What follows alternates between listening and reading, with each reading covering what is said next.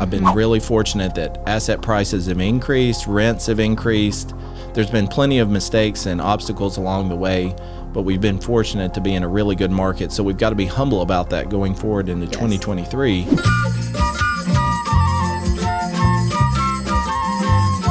Hi, everybody. Thank you so much for joining. My name is Grace Shockey. This is Elliot Hallum, and we are here to talk about some of Elliot's investments, and we just wanted to share a little bit more with the REIN community about his history and what he's working on and what he's excited about.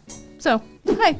Hey, Grace. Thanks for having me. Yeah. First podcast, so probably going to say something that I'll later regret, but we're going to roll with it. We're going to roll with it. Yeah. It's going to be okay. I believe in REIN so much. It's helped me get started in real estate, and I've been doing it for about 10 years now. You've been doing REIN or real estate? So I joined REIN 10 years ago and started buying rental properties because that's what they say to do in Rich Dad, Poor Dad, was to get passive income, and that was something I'd always been looking for. At the time, I was working in the farm business in McMinnville. Oh, really?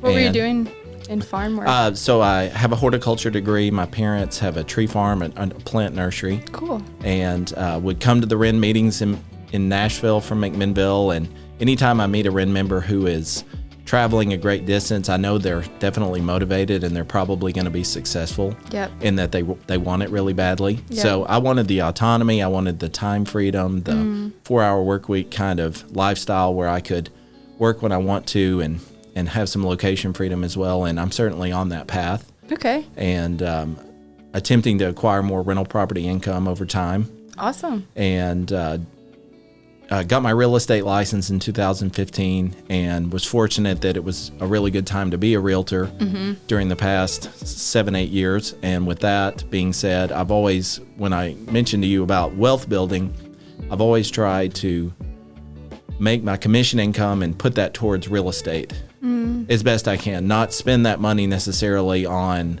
your lifestyle. Yeah, on lifestyle. Try to keep a low lifestyle, and that's something I also learned from Rich Dad, Poor Dad playing the cash flow board game. When you get the janitor character, you have the lowest expenses. So you're able to get out of the rat race more quickly.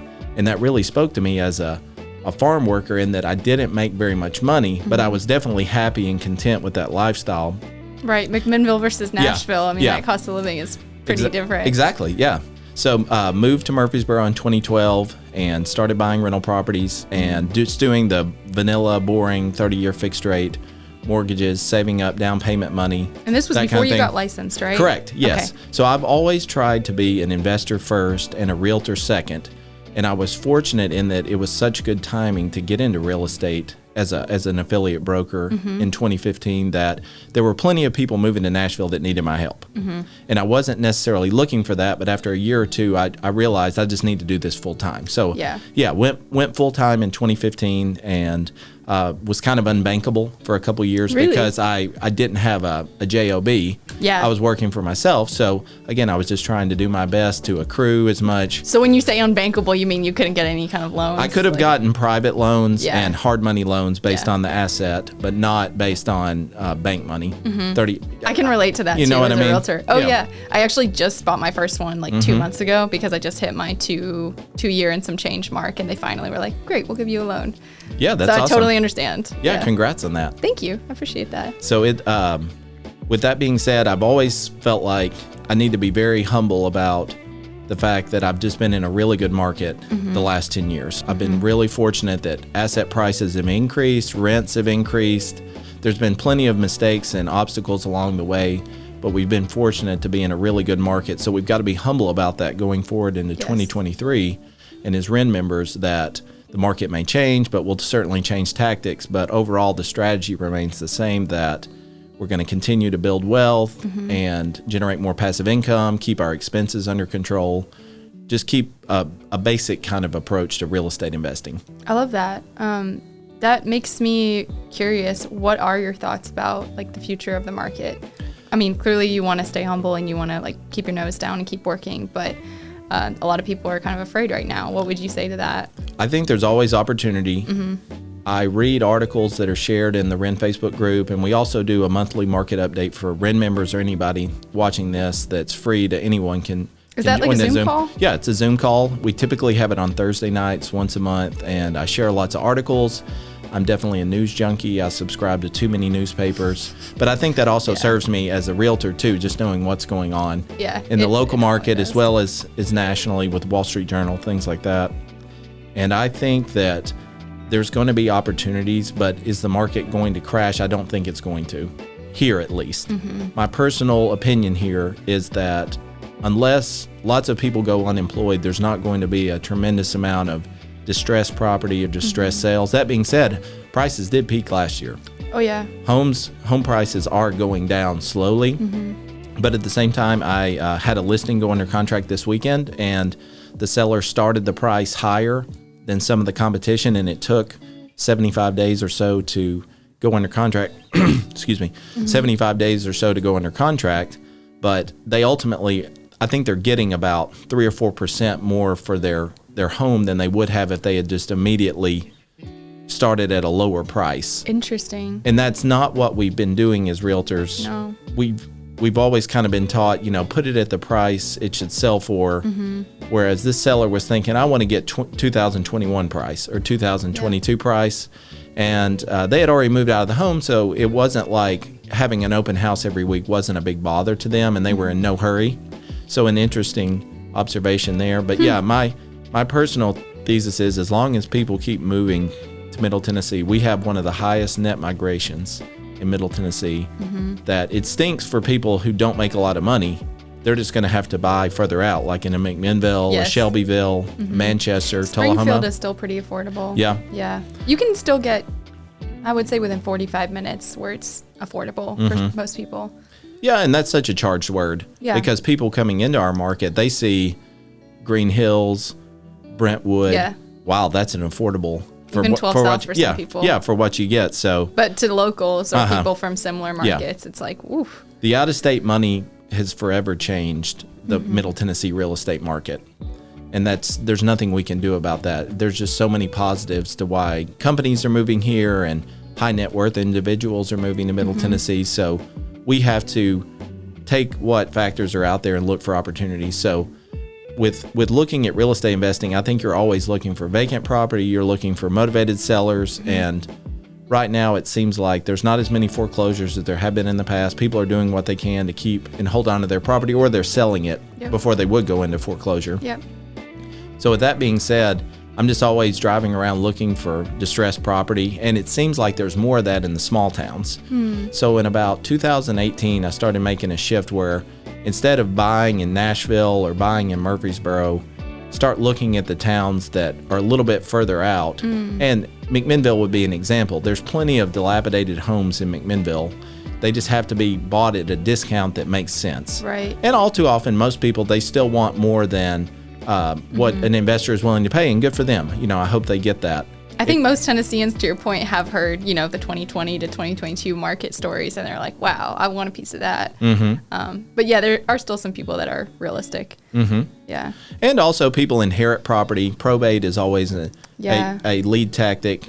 People that have had a death in the family or something like that, they get a property that's a problem to them. We as REIN members, real estate investors, we have to be problem solvers. For sure. So we're helping people get out of a bad situation and being able to move on because that property had become a burden. So that's how I try to look at when I'm talking to a seller or talking to a wholesaler, is we're trying to make it a win-win, like you said earlier, where you're kind to let me come on this podcast with you, and we can honor REIN and all those things. So question about what you just said. How are you specifically tapping into that, like the probate, foreclosures, anything? Like, do you have specific strategies that you're looking at to meet those people?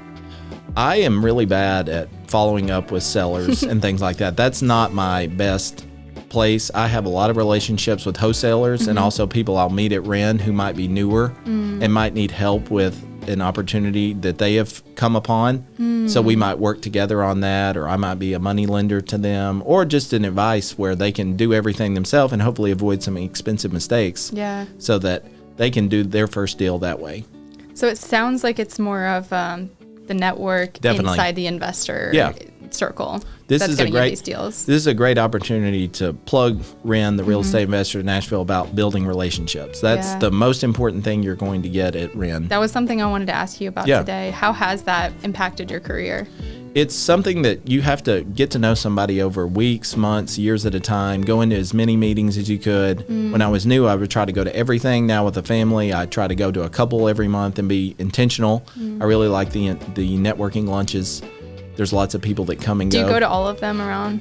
No, I don't go to all of them, but I try to go to Nashville and I go to the Murfreesboro one. Nice. With that being said, about building relationships, that's what we do as realtors, as investors, as capitalists, is we have to honor people and help them solve their goals so we get more of what we want. There's a Zig Ziglar quote about if you help enough people get what they want, you'll get what you want. And that's something that it didn't happen when I was new at REIN, but now sometimes the phone just rings. It's somebody at REIN who's got a property, for instance, like in Milton, Tennessee, or Auburntown, Tennessee, which is a little bit more rural, that they don't know who else to call. They're looking for advice on what should I do with this. And I'm happy to hop on calls like that because, it might be an opportunity for me, or at worst, I'm just helping them get to the next step on their deal. So they'll call me on the next time they have something they might want to sell, and I might be the first call. Yeah, 100%. And as a realtor, referrals are a huge part of our business too. Yes. So even if you don't directly work with them, they're going to be grateful for that help and that insight. So you never know how it could come back. When I was new at REIN, the number one reason why I came to REIN was I wanted to learn how to analyze property.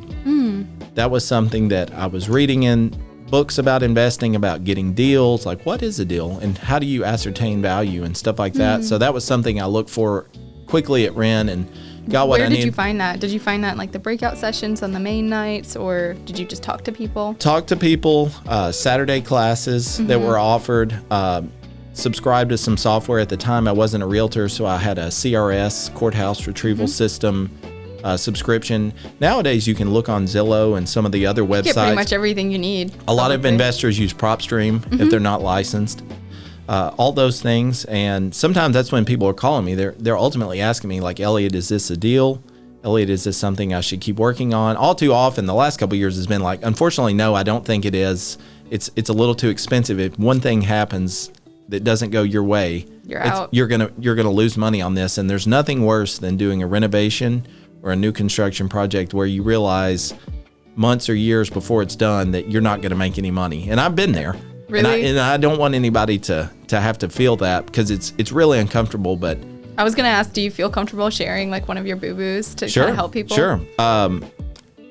One of the biggest mistakes I made was back in 2017. I bought some land from a wholesaler in East Nashville where I kind of trusted them that they knew what they were doing, and I should have done more due diligence on upfront, like me personally talking to Metro Development and getting more information on what you can and can't do with the property. And it turned into a really painful learning experience. And the biggest thing that was luck in my favor was the market appreciated so rapidly that if you held land over the last 4, 5, 6, 7 years, you've made money just land banking. Yeah, and especially in East Nashville. Yeah, so that's something that ultimately the project was a positive, but for years it was a negative. And so how did you cover the note, or did you just pay it? I just had to pay out of pocket. Yeah. And like I had a construction loan in place with a bank to build homes, but we went 35% over budget, so that just had to come out of my reserves. And this is a great time to talk about you must have reserves as an investor. Sure. Yeah, and also as just somebody that, whether you own real estate properties now or later, but you have to be able to budget with your wealth building so that you're always saving money for when bad things happen, because they will happen. And it's when you least expect them. Yep. So definitely right now, I'm personally positioned with reserves so that opportunities come along, I'll be able to capitalize on those and buy them either with, bank financing or private or hard money. And when you say reserves, sorry to interrupt you, but when you say reserves, you mean your personal reserves or what you're making from your properties, or both? I would consider it both. Yeah. Always you want to have plenty of cash flow if you have a rental property. But I would never have a rental that was geared negative, that was, costing me money every month. That's just not something personally I'd want to do. I think you're talking about speculation when you're looking at gearing a property negative, but I could see people doing it on a short-term basis for some bigger goal perhaps. But otherwise, I just try to always have some reserves in case there's a problem. Or heaven forbid you renovate or build a property and it sells for less than you thought it would. You don't want to get wiped out. Yeah. Another story that was a big mistake, my first rental property, I didn't realize that there were going to be financing problems with an appraisal and stuff. So made a lot of mistakes with that. And fortunately, came through on that one too with some help from other REIN members. And the thing that I want to share is you've got to make sure, like if you have a spouse, is you don't want to mess up on one of your first deals. They won't let you do another one. Fair enough. You guys heard him. Yeah, there was a lot of skepticism from my spouse, again, because I had a farm background. I wasn't I didn't have a real estate degree or anything like that. I was just taking lots of classes and you weren't licensed studying. when you first started. Exactly, so. yeah. So that's something where, in order to build trust with your family and stuff like that, you need to make your first couple deals be wins and be successes. And that's what, again, where REIN comes in so helpfully, is that you can see other people and what they're doing and ask them questions, and they'll be telling you how not to do it. Yeah. Which that's how I would, if someone were to try to do a land development right now and they're not a big development company, I would find ways to talk them out of it. Really? Right now, just because of the time it might take, or the obstacles the city can put in there that you don't know that the city's going to put that obstacle in there, but that's just how development goes, is there's kind of a wild card in that respect. So development is not for the faint of heart. So that'd be something I would caution an investor one-to-one on that kind of thing. I've seen some interesting stories on that. Like even my boyfriend does commercial real estate. He had a deal under contract when we met in 2020 in Murfreesboro with a church. And then the HOA got kind of grabby on their side of the land, and they were saying like this little median strip was their land, so they were stopping the sale. And it's lasted our entire relationship, which is almost 3 years, and it's gonna go to court now. So there's a lot of things. And I think this was an experienced developer, but that's a great recommendation. Don't get it in over your head on your first one. Oh, for sure. Yeah. That's something that I think development is the most difficult, but also it could work out where it's a huge profit in the end.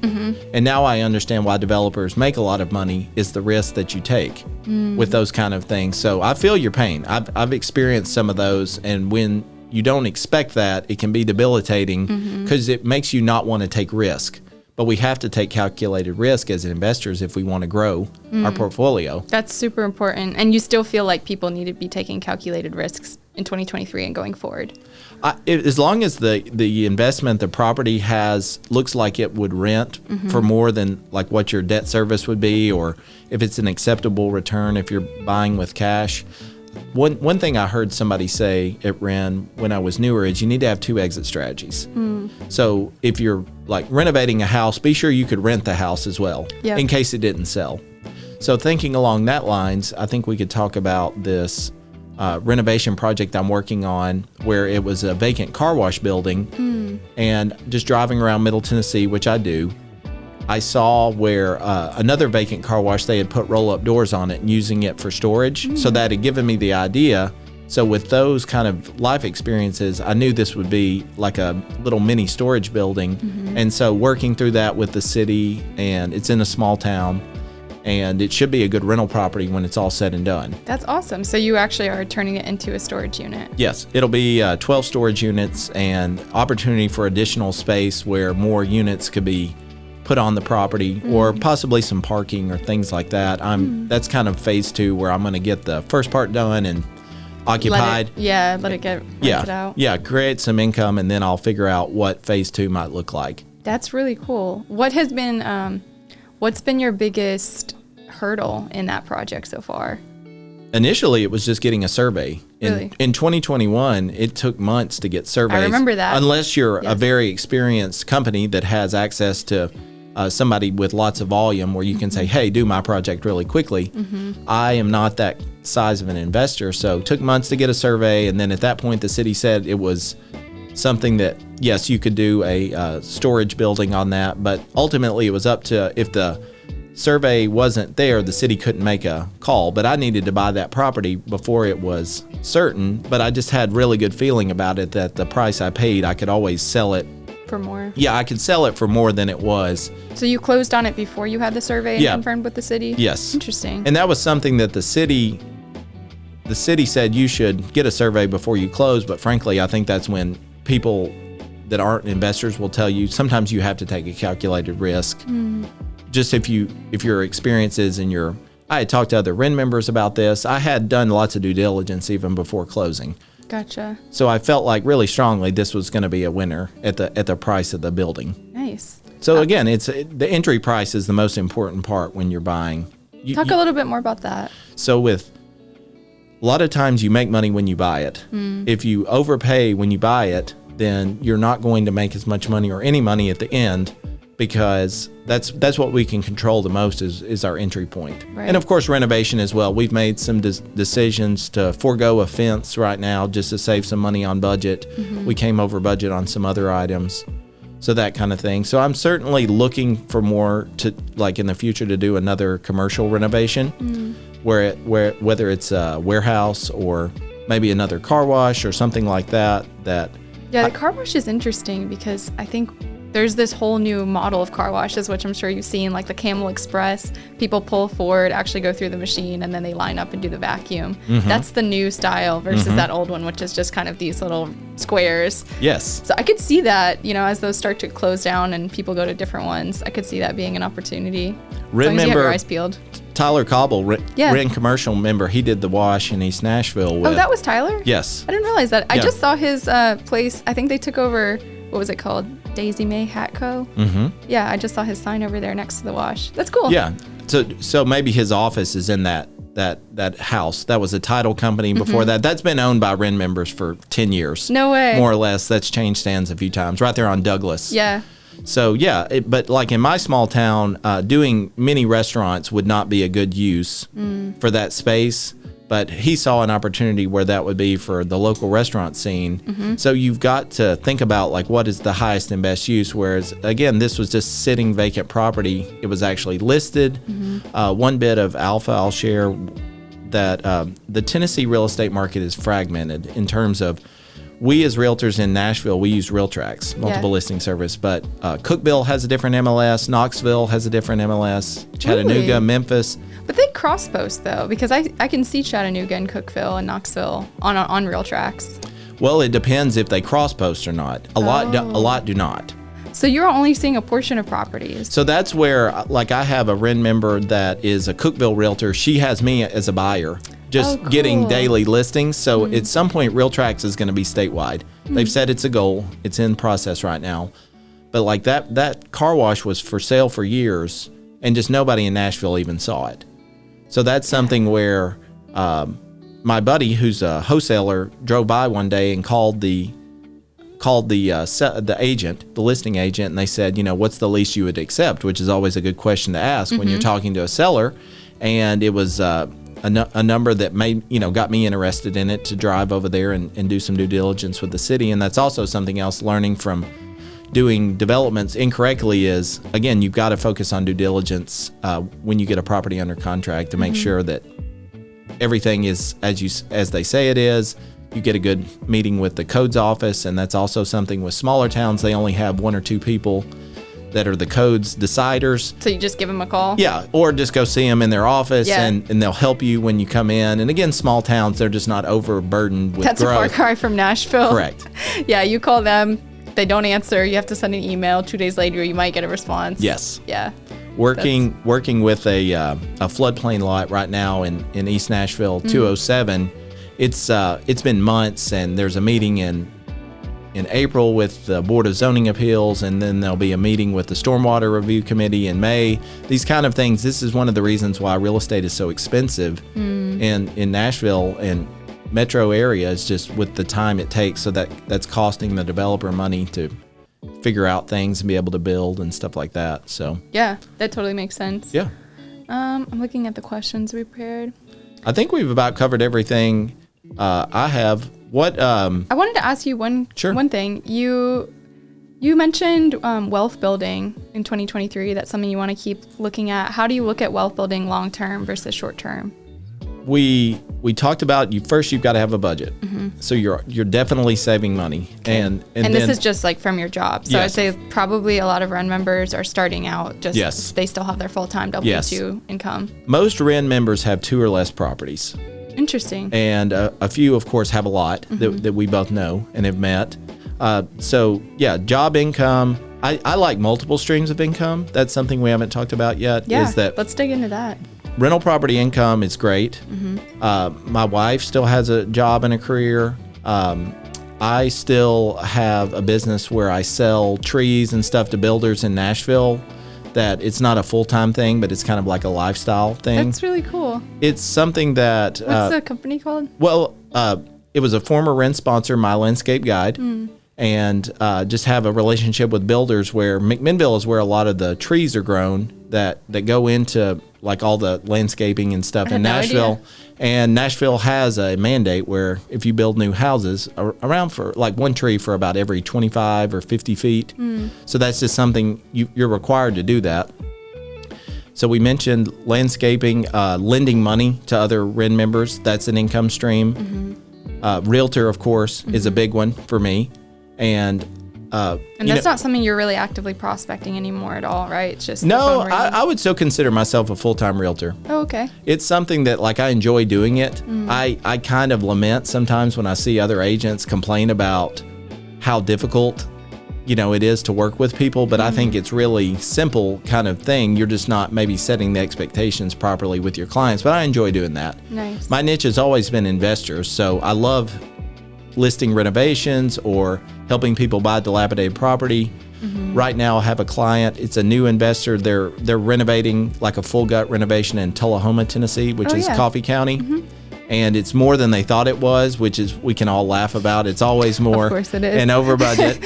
But I feel very confident for them that when they have it finished, the comparables that we use were conservative and they're still good today. Great. Look about every 2-3 weeks, like that market, it's a stable market, and Tullahoma. it's also the price point. It's at a home price that people can afford.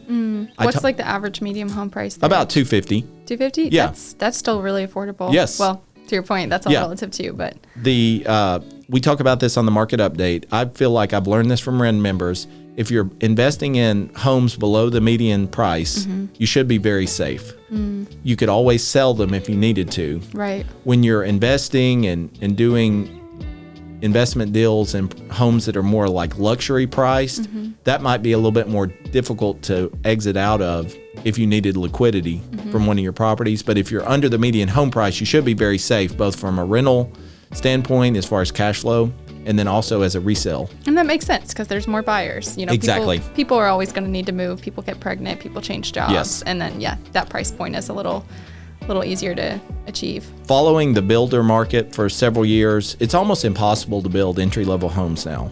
The land costs are too expensive. The building materials are too expensive. Do you mean in Nashville or across the board? Nashville, Williamson County, even Rutherford to some extent, which I know. Little quarter-acre lots are selling for like $350, $400, depending on the area. So it's difficult to have. It's kind of a townhouse is now the entry-level home. Yeah.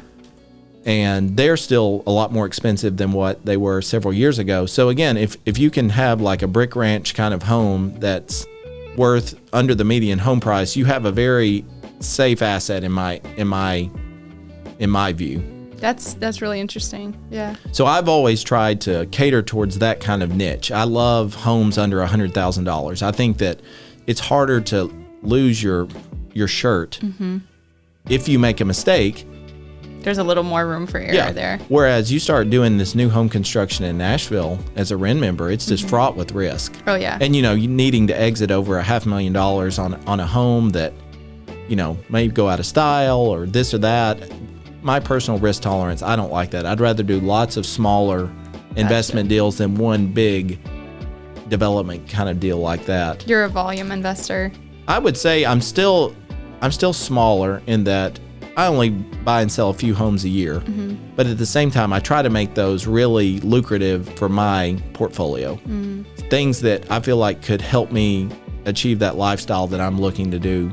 Like that car wash conversion, I think that'll cash flow like a duplex or a triplex when it's all said and done. It should be a good investment. It's not going to be life-changing, but at the same time, it's helping me get towards my goal of having passive income so I can just spend more time doing what I want to do.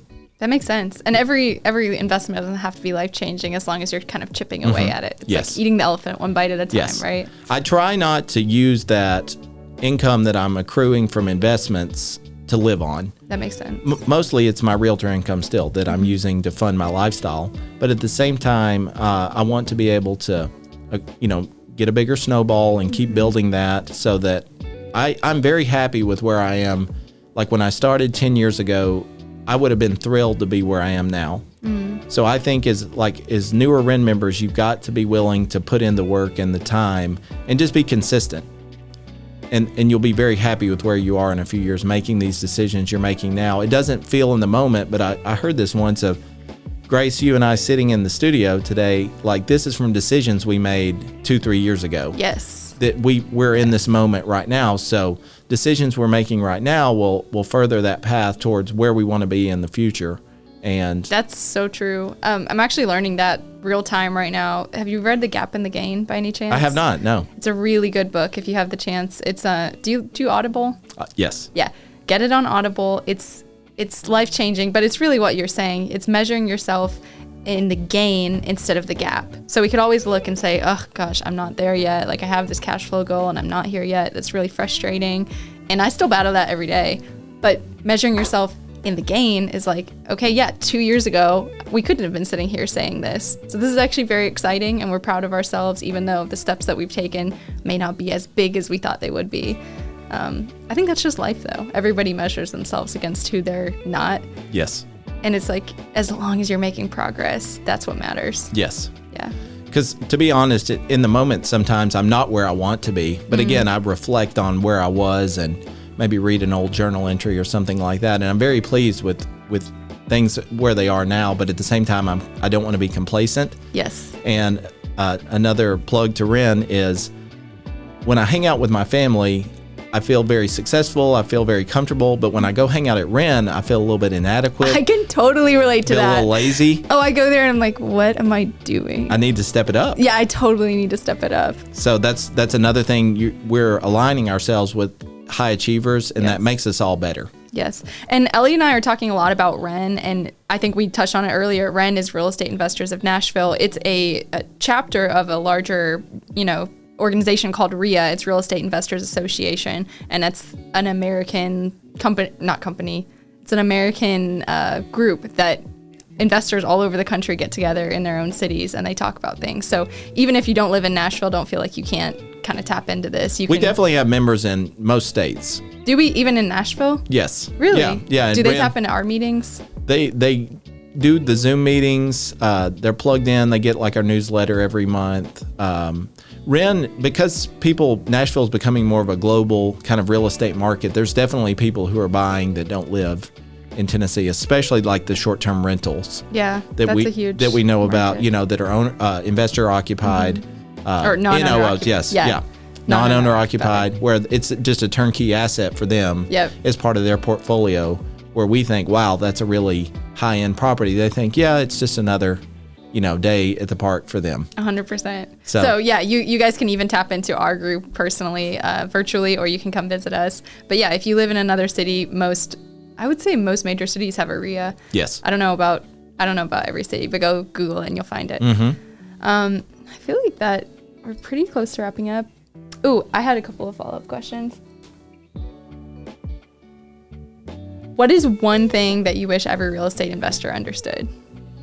Just how to analyze property correctly. I think we have all seen emails and listings in the Facebook group about property that's just way overpriced, or someone's looking to get out of a property, but they're looking for a greater fool. It's just to be ethical and not try to take advantage of other people. And that's another plug to REIN is it's a group of ethical investors. We're capitalists, but at the same time, we're not looking to scam and defraud others. Yes. So if we sell something, we want it to be a good deal for the buyer as well. 100%. And I think people will naturally be weeded out who are doing that.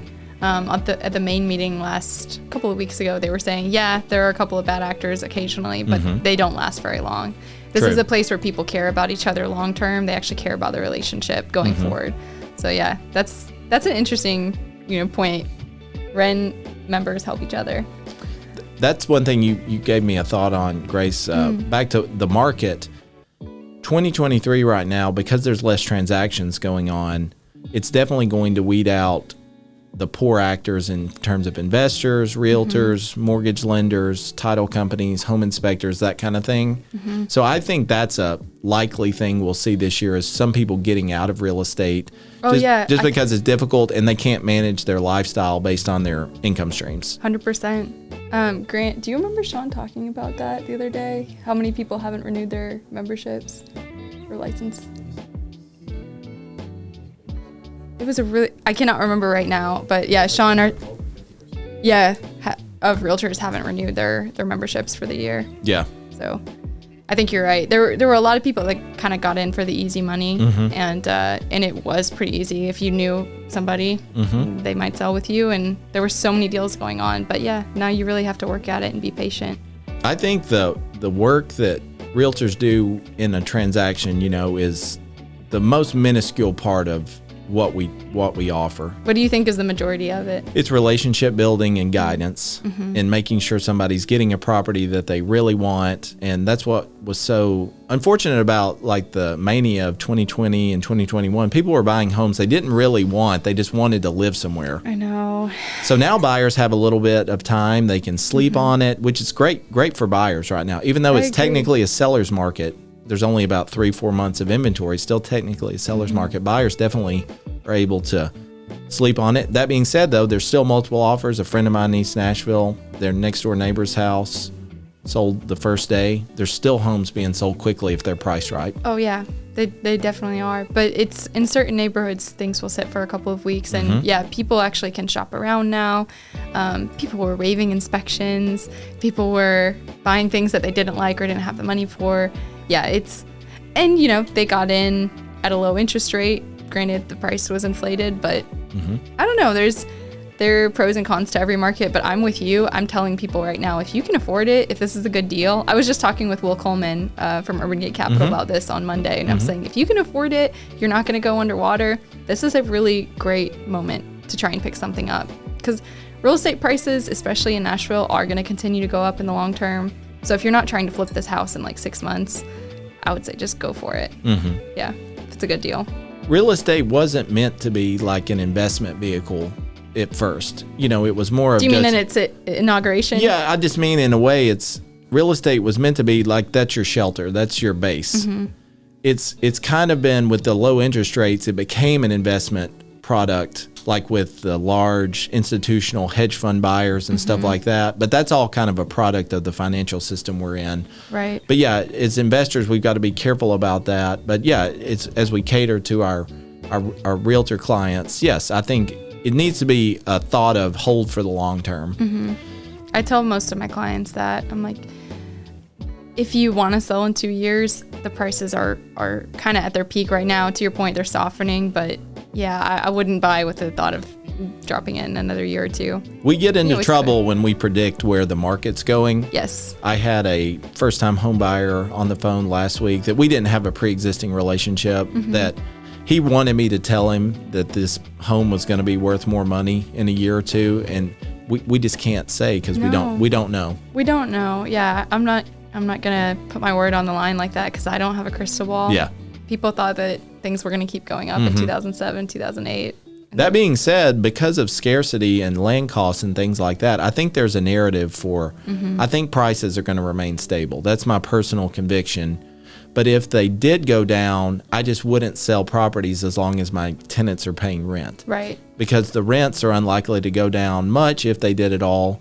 And again, people have to have some place to live, and that utility is what really makes real estate special. Yeah, I totally agree. Well, I know we're running up on your time, but is there anything you want to close out with and share with the community? Come to REIN. We do a main event on the second Monday of the month. We have breakout sessions. We have networking. There are other meetups across the month, whether they're networking lunches or other meeting focus groups in other counties. There's a meeting for everybody. Yeah, there's women's brunches. Those are my favorite. It's the fourth Tuesday morning of every month. Nice. Yeah. So you're making an effort to go to that one every month? I love that one. I would just encourage people, be intentional and just go consistently. You make more friends. I can remember when I was new at REIN, I didn't know a lot of people. It was uncomfortable, but We on the board at REIN are doing our best to make it welcoming and a big tent for everybody. So there's so many niches and ways to make money in real estate too. No matter what you've read about on the internet, what style of investor you want to be, there's somebody at REIN doing that. Yes. And there's power in meeting that person and hearing about what they think. And people that come to REIN also share. And that's powerful. It's not a group of people who are trying to... They're not trying to hide it under a bushel. Yeah. I've learned so much that, again, because I didn't have a real estate background, I wouldn't be where I am today without real estate investors in Nashville. Wow. Boom. Let's end it right there. That's awesome. Thank you, Elliot. Thanks for you. Appreciate your time. Thank you.